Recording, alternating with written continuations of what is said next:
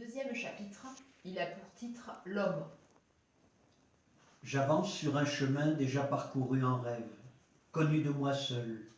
Un chemin que fabrique ma tête chaque nuit, que j'arpente chaque nuit, et qui n'existe pas, ou bien qui, s'il existe, doit être la somme de vrais chemins du jour. J'avance, et un sentiment d'effroi grandit dans ma poitrine, parce que je sais ce vers quoi j'avance, et que c'est immuable. Je voudrais m'arrêter. Oui, si je le pouvais, je m'arrêterais. Mais mes jambes sont, comment dire, autonomes.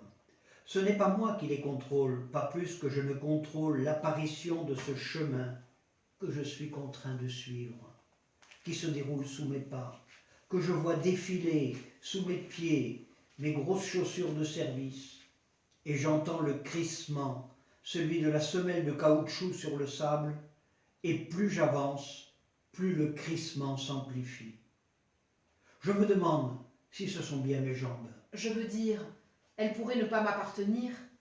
Je pourrais être en train d'observer les jambes d'un autre.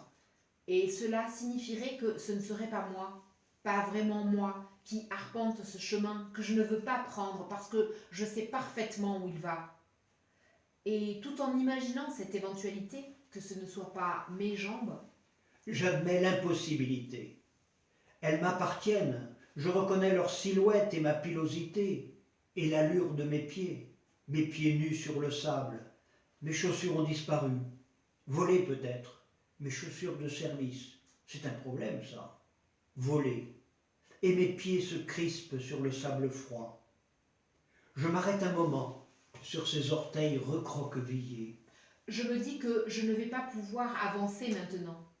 Et bizarrement, cela me soulage pour mes chaussures, parce qu'avec elles, j'aurais dû continuer. Mais l'eau vient à moi, L'eau vient à moi glaciale. et j'ai beau tordre mes pieds, tenter de le replier sur eux-mêmes, je sais que l'eau arrive, que c'est inéluctable. Je ne veux pas qu'elle me touche. Je ne veux pas qu'elle me touche. De toutes mes forces, je refuse son contact, et je plie mes orteils, je contorsionne mes pieds. Je la vois qui monte, sombre, noire, Je la vois qui monte. et je me mets à geindre. J'essaie de reculer, je force sur mes pieds, mes talons, Je force sur mes orteils. mais je suis empêché. Quelque chose me retient. Et j'entends ma voix affolée, je m'entends crier à l'aide, parce que l'eau s'approche lentement, une abomination, marée toujours montante, épanchement visqueux qui vient jusqu'à moi pour me dissoudre. Elle est toute proche maintenant, à quelques centimètres à peine, et je crie vraiment. Je veux dire que j'expulse tout l'air que j'ai dans les poumons. Je l'utilise à ça. Je me vide en braillant. La matière gluante m'atteint, et je me dresse brusquement sur mon lit. L'homme est en nage, essoufflé. Il halète. Son cœur tambourine dans sa poitrine. Et tandis qu'il reprend son souffle, il comprend d'où venait la très vive sensation qu'il a eue d'être en train de hurler. Sa respiration rauque, paniquée. Voilà ce qu'il entendait à la frontière du rêve. Une main se pose sur sa peau, celle de sa femme qui le surveille dans la pénombre, couchée sur son flanc gauche. L'homme distingue ses yeux sombres, devine leur expression. Elle le touche, mais y répugne, comme s'il était souillé. Cela fait un moment que la répulsion s'est installée, depuis quelque temps, à peine dissimulée. Comme s'il avait dans l'affaire une quelconque responsabilité. Il sait qu'elle n'approuve pas, qu'elle voudrait qu'il change ou qu'il s'en aille d'ici. Ils sont mariés depuis longtemps. Sur le sujet, l'homme n'a pas d'illusion. Passion globalement contrainte, union arrangée.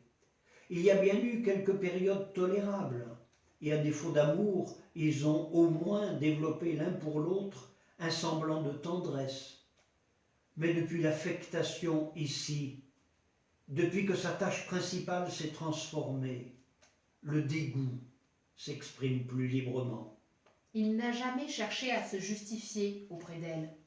Après tout, il ne s'agit que de sa femme. Aucune raison de s'expliquer ou de se sentir coupable. La mission qu'on lui a attribuée, il l'accepte. Et bien sûr qu'il préférerait autre chose. Il faudrait être le dernier des imbéciles pour prétendre le contraire. Ça ne l'amuse pas. Il n'y prend pas plaisir.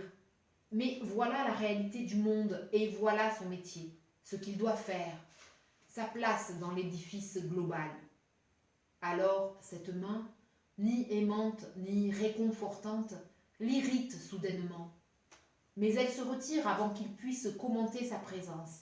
Le contact s'interrompt. Et sa femme pivote sur ses hanches pour lui tourner le dos. Sans doute estime-t-elle avoir rempli son rôle. Femme mariée sans amour, une tape dans le dos, cela suffit. Comme s'il voulait que les gens meurent et s'échouent sur le sable. Comme s'il se complaisait à les y ramasser. Dans l'esprit de sa femme, il en a la certitude, il pourrait refuser, objecter une incapacité d'ordre moral ou religieux, peut-être même d'ordre humain. Oui, sa femme qui se pelotonne à l'autre extrémité du lit conjugal doit avoir la conviction qu'il pourrait dire non, voire que s'il le faisait, cela suffirait sûrement à endiguer le flot. L'homme attrape les couvertures, les rejette, fait basculer ses jambes de son côté du lit et s'assied. Ses jambes qui le menaient jusqu'à quoi? Cette masse noire, élastique comme une nappe de pétrole. Un instant, il fait jouer les phalanges de ses orteils, recroqueville ses pieds comme dans son rêve. C'était de l'eau. La nappe noire figurait l'eau de mer dans laquelle l'homme s'est juré de ne plus se baigner. Il jette un œil au réveil qui trône au pied du lit. Presque l'heure. Alors, plutôt que de se rallonger dans les draps qu'il a trempés de sueur, il se lève et quitte la chambre. Dans la pièce d'en face dorment ses enfants. L'homme pose délicatement sa main sur la porte presque close, la pousse et l'entr'ouvre. La chambre exhale une odeur particulière, celle du sommeil, de l'air expiré toute la nuit par plusieurs bouches. L'un de ses fils ronfle, le plus jeune. Il est étalé en travers de son lit, complètement découvert, la tête en arrière, la bouche grande ouverte, une main sur sa poitrine. L'homme esquisse un sourire triste et referme la porte. À l'évier de la cuisine, il s'asperge d'un peu d'eau le visage, les aisselles, puis enfile l'uniforme que sa femme a pendu à un cintre accroché à la poignée de la fenêtre. Quand elle le rejoint, il est déjà vêtu, attablé, il boit le café qu'il vient de réchauffer. Elle ne dit rien, s'affaire, sort des placards de quoi manger, quelques assiettes, quelques couverts, puis elle s'assied en face de lui. Ensuite, ils se regardent. L'homme a le sentiment qu'elle retient quelque chose, un commentaire peut-être, sur ses cauchemars, leur récurrence, leur violence occasionnelle. Ils sont très forts, lui a-t-elle dit un jour, très forts. Ensuite, elle a frotté la paume de sa main droite contre ses lèvres et son menton, soulevé ses sourcils pour marquer en silence le poids de ses paroles. Il en a conscience, évidemment, se rend bien compte de leur fréquence, s'étonne lui-même de leur puissance. Parfois, il s'y sent même perdu. Comme si ce que son esprit lui restituait la nuit prenait le pas sur ce qu'il vivait le jour. Oui, parfois, au cœur du songe, il n'est plus tout à fait certain d'être en train de rêver. Ce sont donc des extraits des Noyés, un roman d'Elissa Bejaoui, publié aux éditions NEB.